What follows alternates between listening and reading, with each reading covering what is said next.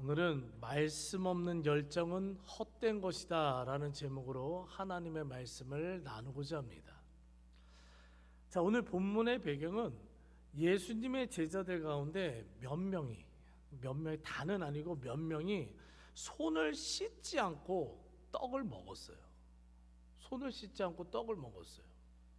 그리고 그 모습을 바라보던 바리새인들과 서기관들이 장로들의 전통에 따르면, 이렇게 시작을 해요. 장로들의 전통에 따르면 음식을 먹기 전에 반드시 손을 씻어야 되는데 당신의 제자들은 왜 손을 씻지 않느냐라고 이야기를 하면서 지금 이 사건으로 분노하고 화를 내고 예수님한테 따져 묻는 그런 오늘 본문이 지금 기록되어 있습니다. 자, 오늘 본문을 온전히 이해하려면요, 먼저 바리새인들이 누구인지, 이 따져 묻는 이 바리새인들이 누구인지를 좀 확실히 알았으면 좋겠어요. 근데 대부분 그리스도인들에게, 어느 정도 신앙생활하는 사람들에게 바리새인 하면은 이미지가 좋아요, 나빠요? 대부분요 다 나빠요. 이미지가 다 부정적입니다. 왜냐하면 여러분들 당연히 예수님의 사역 방해했죠. 사도 바울이 사역할 때마다 쫓아다니면서 방해했죠.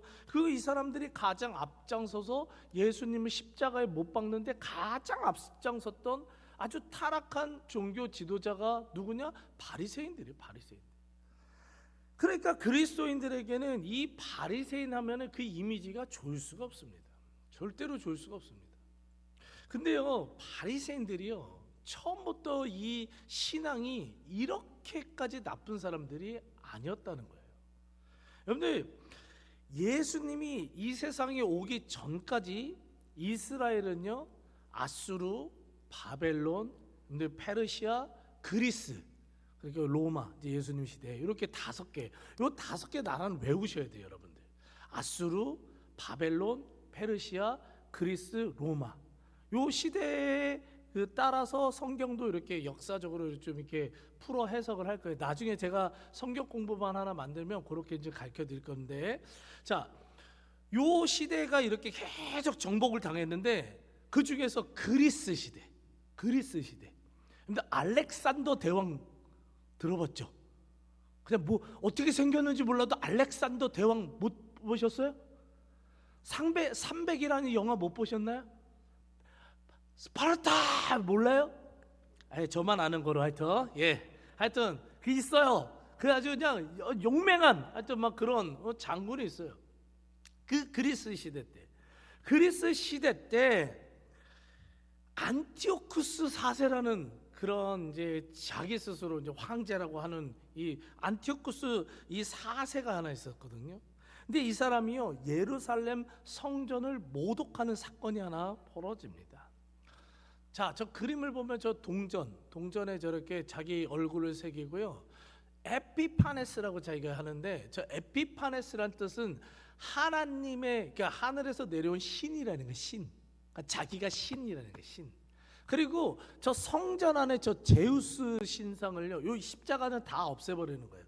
없애버리고 여기다 어마어마한 그 신전이죠. 어마어마한 규모의 저 제우스 상을요 딱 세워놓고 저 제우스를 지금 섬기도록, 하나님이 아니라 하나님의 성전 안에서, 예루살렘 성전 안에서 제우스 신상을 딱 세워놓고 제우스를 섬기게끔.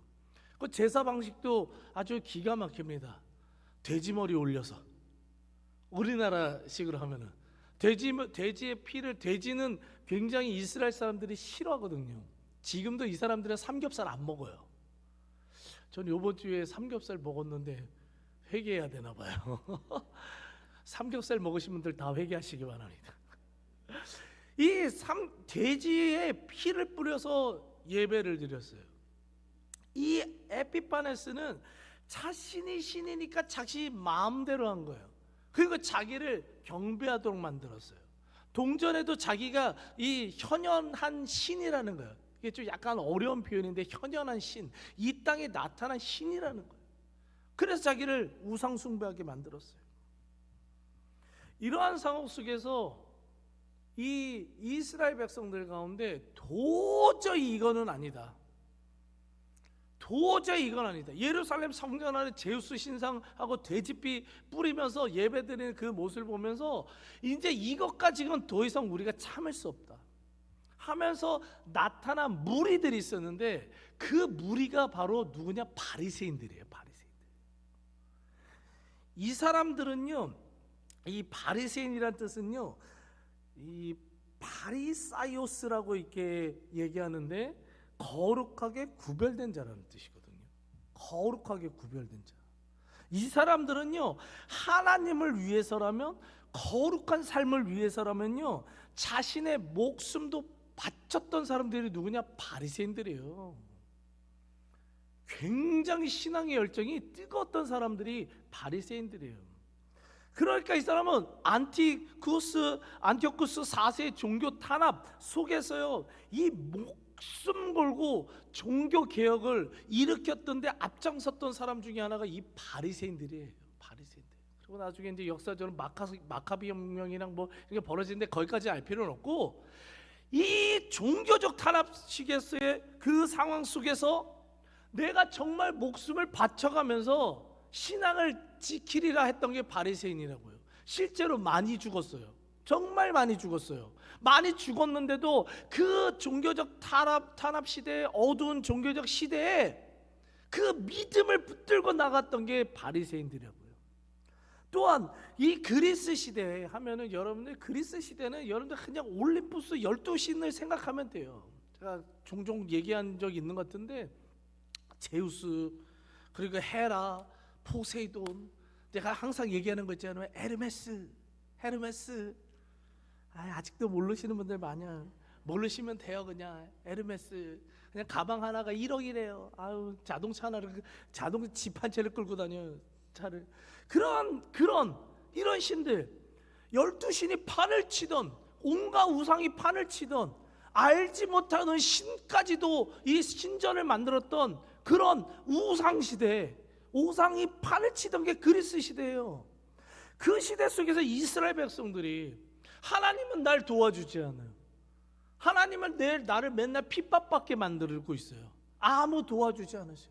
그리스인들, 이 안티오쿠스 4세가 종교적 핍박을 하는데 안 도와주시는 거예요. 그러니까 하나님에 대한 신앙이 점점 멀어져요. 하나님에 대한 신앙은 멀어지고 점점 우상에 대한 관심이 생기기 시작했어요. 이러한 시대 속에서, 아니다, 하나님 의지해야 된다. 우리가 정말 뭔가 하나님 앞에서 부족한 것이 있어서 우리가 지금 이렇게 고난당하는 것이다. 우리가 깨어져서 바른 신앙생활을 해야 된다 외쳤던 게 누구냐? 바리새인들이라고요. 이거 어찌할 바 몰라서 막 그냥 이렇게 막 중구난방으로 신앙생활을 하니까, 체계적으로, 구체적으로 지금 이 신앙생활을 해야 되는 거를 아주 구체적으로 하나하나 다 알려주면서 만들었던 게 바로 613개의 이 바리새인들이 만들어 율법 조항인 거예요. 여러분들, 지금 이 사람들은요, 바리새인들은요, 정말 누구보다도 목숨 걸어 신앙생활했고요, 누구보다도 종교, 내 같은 동포가 바로 하나님 앞에 바로 서기 위해서 이 몸을 다해 막 그냥 불살랐던 사람들이 누구냐? 바리새인들이라고 그런 거예요. 자, 그런데 그리스 시대를 지나서 로마 시대, 지금 예수님이 활동하던 로마 시대에 와서 이 바리새인들을 보니까 변질됐어요. 뭔가 지금 이 사람들 거룩하지 않아요. 완전히 영적으로 잘못되고 타락해서요, 지금은 온 이스라엘 백성들을 망치고 있어요. 자, 우리 질문 하나 해야 됩니다. 도대체 왜 이렇게 순수하고 거룩한 신앙생활을 했던 이 바리새인들이 왜 지금은 타락하게 된 것일까? 왜 신앙이 변질된 것일까? 라는 이 질문을 던져봐야 됩니다. 우리들도 마찬가지예요. 그런데 목회자들이요, 열심히 신앙생활을 앞으로 잘하시던 사람들이 좀 마지막에 여러분 타락하고 변질되는 거 여러분들 보신 적 있잖아요. 한 번도 못 보셨어요? 앞으로 보시길 바랍니다. 뭘 안 보셨어요? 다 알지. 변질되는 목사들 많이 봤잖아요. 정말 뜨겁게 이 한국 교계에서 교계를 막 움직일 정도로 그렇게 막 그냥 말씀으로 기도하던 목사님들이 막판에 그냥 마지막이 너무 더럽게 끝나는 분들이 너무 많아요. 성도님들은 안 그러게요. 성도님들도요, 정말 열심히 신앙하고 누가 봐도 정말 존경받던 장로님, 막 권사님이었는데 어느 순간 갑자기 그냥 확 바뀌어가지고 갑자기 이상해져가지고 막 하여튼 변질된 신앙생활을 하시는 분들이 있어요. 저는 많이 봤네요. 이상하게 많이 봤어요. 목사라고 뭐 여러분 성도님이라고 뭐 다 똑같다는 거예요. 변질될 수 있다는 거예요. 바리새인들 이렇게 목숨 걸어 신앙생활하는 사람들도 변질됐는데 우리도요 변질될 수 있다는 거예요. 그럼 왜 변질되냐는 거예요. 왜 그 목사님들이, 왜 바리새인들이, 왜 그런 성도님들이 왜 변질될까요? 여러분들 명확합니다. 그 이유는 바로요, 사람이 생각하기에 옳다고 여겨지는 것들을 하나님의 말씀 위에 덧붙이기 시작하면요 변질된다는 사실 믿으시기 바라요. 진짜 중요한 말씀이에요. 강단에서요, 설교 강단에서요, 목사가요 언제부터 타락한 줄 아십니까? 도덕적 설교할 때부터 타락해요. 하나님의 영적인 그 말씀을 가르쳐야 되는데 그냥 누가 들어도 다 아는 도덕적 설교예요. 준비를 안 하는 거죠. 하나님의 말씀을 준비를 안 하는 거예요. 그때부터요 타락합니다.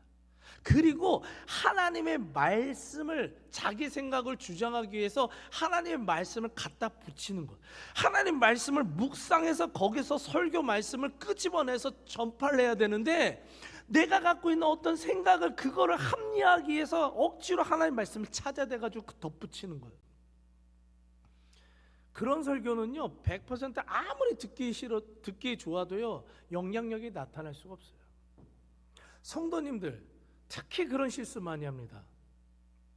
성경에 나오지도 않는 그런 것들을 갖고 이상하게 많은 전통들을요 자기들이 자기 스스로 만들어가지고 또 그거를요 왜 이렇게 전파를 하는지 모르겠어요. 여러분들 신앙생활하는 모든 모습이요 다 틀려요. 우리 성도님들 막 500명 600명 계시는데 우리 성도님들 다 틀립니다. 하나 되면 그게 이상한 게, 그거는 이단이에요. 이단. 근데 이단은 똑같아요. 여러분들 가보시면 알아요. 이단은 이제 다 똑같아요. 신앙생활하는 모습이 다 똑같아요. 근데요 정상적이고 건강한 교회라면요 다 달라야 돼요. 여러분들 동의가 안 되시나 봐. 만나면 저는 지금 성경에 있는 말씀, 어떤 사람은 각각 은사대로, 어떤 사람은 뭐 섬기는 모습으로, 어떤 교사로 성경에 나와 있는 모습이 말씀이에요. 그런데 여러분들 어떤 성도님들 조용히 그냥 조용히 있는지도 없는지도 모르겠어요. 그냥 조용히 기도하는 거 좋아하는 사람이 있고, 저 같은 경우는 좀 여기여서 약간 얌전하게 지금 좀 얌전하게 하고 있는데 저는 그냥 아버지 할렐루야 아버지 할렐루야 하면서 방언하면서 그냥 저는 그렇게 기도해야 돼요. 그렇게 컸어요. 그런 교회에서 컸어요. 3시간씩 기도했었으니까.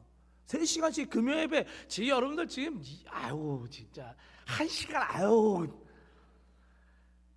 아유 1시간 찬양하고 말씀은 그냥 1시간 동안 말씀 듣고 그냥 같은 말 계속 하시고 그냥 앞에서 그냥 그 말씀 그냥 듣고 그냥 1시간 이상 기도하고 1시간 전에 나가면 그 문도 그냥 안 열어줘. 그냥 잠가버려 그냥.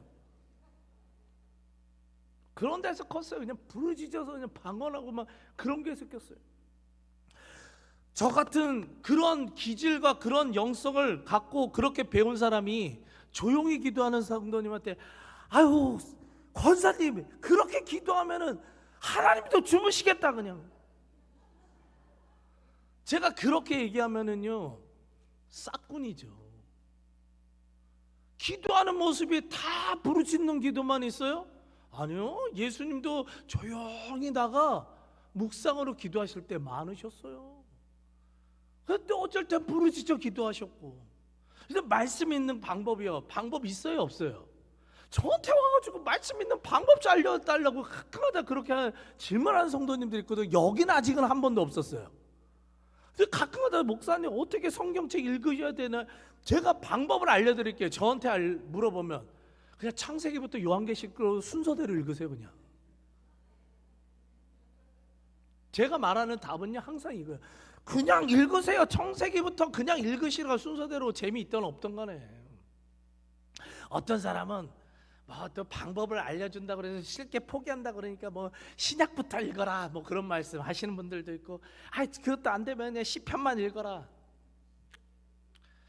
그냥 창세기부터 읽으세요. 그냥 뭐 이거저거 어디서 그냥 꾸준하게 읽는 게 제일 중요해요. 그냥 읽는 법이 어딨어. 그냥 읽는 거지. 그냥 여러분들 다 틀려요. 다 틀리다고요. 봉사하는 것도요 다 틀려요. 그런데 우리가 그 중에서 한 가지 모습만 강조하면서 그것만 옳다고 강요하기 시작하면요, 그때부터 변질되기 시작해요. 바리새인들은 순수하고 열정적인 신앙생활을 했는데 자기들이 보니까 이렇게 신앙생활하는 모습이 보기 좋은 거였었어요. 옛날에 그런 거 있잖아요. 나 요번에 새로 우리 이덕주 교수님이 새로운 거 알려줬는데, 우리 옛날부터 전통적인 우리 한국 교회에서는요 앞자리가 은혜 받는 자리였거든요. 근데 요번에 뒷자리가 은혜 받는 건 나 처음 알았어요.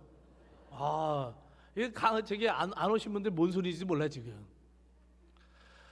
여러분, 앞자리가 은혜 받고 뒷자리가 은혜 받고 이런 자리가 어디 있어요?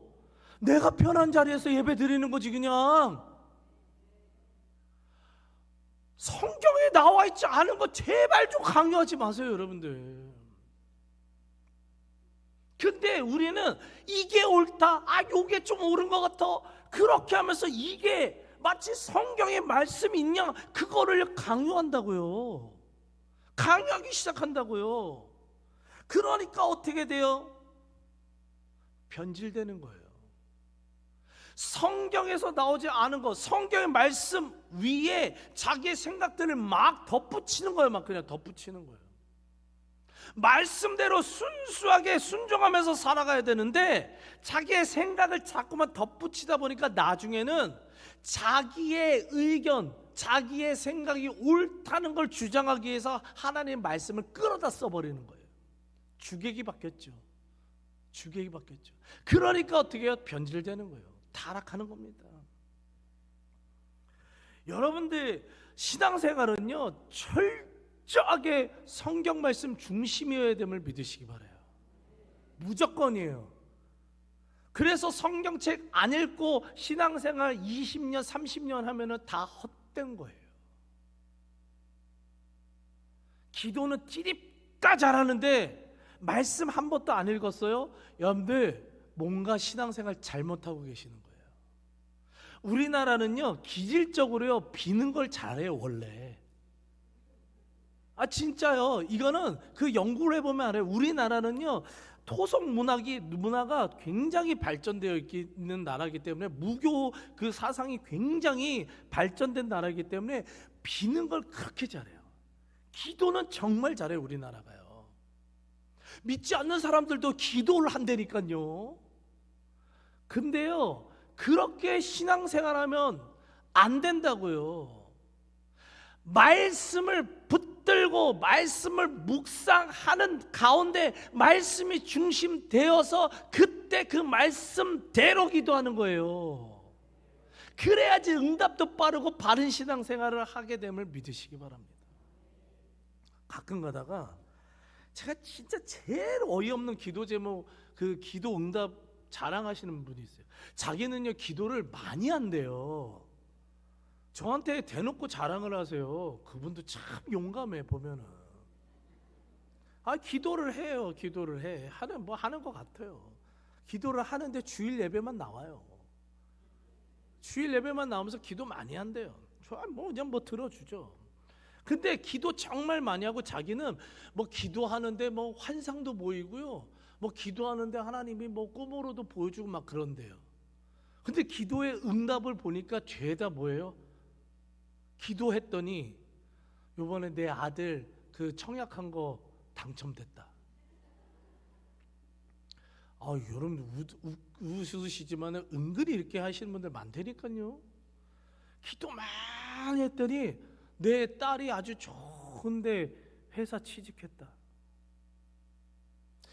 기도 많이 하면은요, 가장 먼저 나타나는 현상은요, 십자가의 사랑이 가득해짐을 믿으시기 바라요. 어디서 기도 많이 했다고 저한테 와서 자랑하면서 세상적 성공, 그게 무슨 기도 많이 한 사람의 자랑거리예요. 예배 하나도 제대로 못 지키면서 뭘 기도를 많이 해, 많이 하기래. 뭐 그렇게 환상이 보인다고. 저희 교회도 잠깐 그런 게 살짝 있는 것 같아 보니까. 기도하면서 뭐가 이렇게 보인다는 소리 하는 분들이 가끔가다 있더라고요. 아마 이게 신앙의 뿌리가 그렇게 누군가가 지금 이거를 전통으로 끌고 내려온 거예요 지금. 그거 자랑하지 마세요 여러분들. 여러분들이 기도 많이 해서 성령님의 그 은혜로 사랑으로 변화된 그거를 자랑해야 될 줄 믿습니다. 환상 보는 거 좋죠. 그래 환상 봐요. 꿈 꾸는 거 좋아요. 뭐 하나님 꿈으로도 계시하시고 성령의 은혜로 이게 딱 뭐 보여주시기도 하니까. 본 다음에 청약, 하나님의 청약, 요거 불당동에 그 아파트 하면은 돈 벌 거다, 이거 보여줄 것 같아요? 어디서 이런 말도 안 되는, 정말 성경에도 나오지 않은 이상한 거를 갖다 붙이냐고요. 왜 그런 거 자랑하지 마세요 제발. 성경 말씀이요 제발. 성경 말씀을 중심으로 하여 우리가 신앙생활을 해야 될 줄 믿습니다. 그러면요 하나님이 꿈을 보여주셔도요, 사명에 대한 꿈을, 부흥에 대한 꿈을, 전도에 대한 꿈을, 헌신에 대한 꿈, 이런 거 보여주시지. 그게 하나님이시죠. 그러다 가끔 가다가는 물질의 축복도 주시긴 하실 거예요. 필요에 따라서 선교하라고. 여러분들, 바리새인들이 왜 변질을 했어요? 성경 말씀 왜 자꾸만 이상한 걸 갖다 붙이고 그걸 자꾸만 공동체에 퍼뜨리기 시작하니까 자기도 망하고요, 다른 사람들도 변질시키게 된 거예요. 근데 이렇게 성경 말씀 중심으로 신앙생활하지 않는 사람들에서 또 가장 많이 나타나는 현상이 뭐냐면, 잘못된 신앙관을 바탕으로 다른 사람들을 정죄하는 삶을 살게 된다는 이 사실을요, 마음에 깊이 새기셔야 돼요. 깊이 새기셔야 돼요. 바리새인들 얼마나 신앙생활 잘했는지 모른다니까요. 얼마나 그냥 말씀 달달달 외우고, 성지순례 한번 저랑 한번 꼭 가보셨으면 좋겠어요. 지금도요, 그 통곡의 벽이라고 있는데 거기서 있으면 이런 애들 있어요. 이런 애들 계속 이래. 그냥 한 3시간씩 4시간 계속 이래. 뭐가 중얼중얼 외우는데 히브리어라서 다는 모르겠고 계속 기도해요. 계속 기도해요. 진짜 쉬지 않고 기도해요. 그냥 얼마나 말씀 잘하고. 그리고 한 곳에 또 앉아가지고 이 랍비들 안경도 왜 이렇게 쓴지 몰라요. 이렇게 써가지고 말씀 그냥 아주 달달달 얼마나 잘하는지 몰라요. 근데 이 사람들의 성경이 기준이 아닌 거예요. 자기들이 만들어 놓은 율법이 기준이 됐어요. 사람의 전통이 기준이 됐어요. 그러니까 자신들과 다른 모습이 뭐예요? 꼴배기가 싫은 거예요. 그러니까 어떻게 해요? 정죄하는 거예요. 당신 신앙생활하는 거 틀렸어라고 얘기하는 거예요. 달라야 돼요. 다른 모습이 다양하게 나타나야 되는데 틀렸어 하면서 손가락질하기 시작합니다. 오늘 본문 마가복음 7장 2절 5절 읽어보면, 그의 제자, 예수님의 제자 중 몇 사람이 부정한 손, 곧 씻지 아니한 손으로 떡 먹는 것을 보았더라. 이에 바리새인들과 서기관들이 예수께 묻되, 어찌하여 당신의 제자들은 장로들의 전통을 준행하지 아니하고 부정한 손으로 떡을 먹나이까? 여러분들, 구약 성경 어디를 봐서도요, 어디로든 그냥 떡을 먹을 때요 손을 씻어라 라는 말씀 없습니다. 제사장들이 이 앞에 바치는 그런 떡에 대해서는 아주 정결하게 손을 씻고 그게 바치는 거는 있어도요 그냥 일반 삶을 살면서 떡 먹는 거에 대해서 걷다가 그냥 손을 씻어라. 물론 손 씻고 먹어야죠. 그냥 손 씻고 먹어야죠. 더러운데 이게 먹으면 병균 생기죠. 그렇다고 해서 그거 안 했다고요 종교적인 그런 관점으로 정죄를 당할 이유는 없었어요. 근데 이 사람들 뭐예요? 장로들의 전통, 장로들의 전통. 이게 율법이에요. 율법이요. 이 율법에 이런 게 있었는데 반드시 떡을 먹을 때 손을 씻어야 되는데 왜 당신의 이 제자들은 그렇지 않냐고. 지금 뭐에 정죄하고 있는 거예요. 여러분들, 예수님께서 이렇게 변질된 신앙생활을 하는 이 바리새인들을 향해서 엄중하게 꾸짖으시는데요. 마가복음 7장 6절 7절을 읽어보면 이 백성이 입술로는 나를 공경하되 마음은 내게서 멀도다. 사람의 계명으로 교훈을 삼아 가르치니 나를 어떻게 헛되이 경배하는도다. 헛되이 경배하는도다. 입으로는 주님 믿어요. 하나님 믿습니다. 근데요 삶 속에서는 하나님을 믿는다는 사람들이 하나님을 믿으면 이 하나님의 말씀인 성경을 믿고 성경 중심대로 살아가야 되는데 자기들이 입술로만 믿고 자기들이 만들어 놓은 그 율법서 그냥 종이대가리 613개 그것만 갖고 신앙생활을 하는 거예요. 그러니까 그런 신앙생활이 뭐예요? 헛되다라고 아예 예수님께서 얘기하시는 거예요. 헛되요, 헛돼. 성경을 왜 반드시 읽으면서 신앙생활 해야 돼요? 헛된 신앙생활 안 하기 위해서요. 바른 신앙생활 하기 위해서 우리는 성경 중심으로 신앙생활을 할 줄 믿습니다. 여러분들, 하나님의 말씀 위에 자기의 생각 덧붙이는 거요, 이거 엄청난 죄악이에요. 성경에 기록되어 있어요. 요한계시록 22장 18절 19절을 읽어보면요, 만일 누구든지 이것들 말씀들 외에 더하면 하나님이 이 두루마리에 기록된 재앙들을 그에게 더할 것이오. 이 말씀 있는지도 모르셨죠? 이건요 정말 두렵고 떨리는 마음으로 마음에 새기세요. 이상한 거 신앙 자꾸만 강조하시는 분들 이 말씀 듣고 정신 바짝 들이셔야 돼요. 하나님의 말씀 위에 더하면 이 성경에 기록된 모든 재앙들이 그 사람한테 임한다는 거예요. 아이고 무서워라.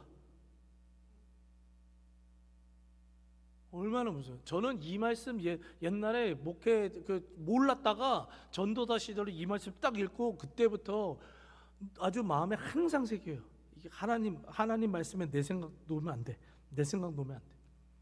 그래서 설교를 한번 쓰고요 또 쓰고요 한 10번은 읽어요.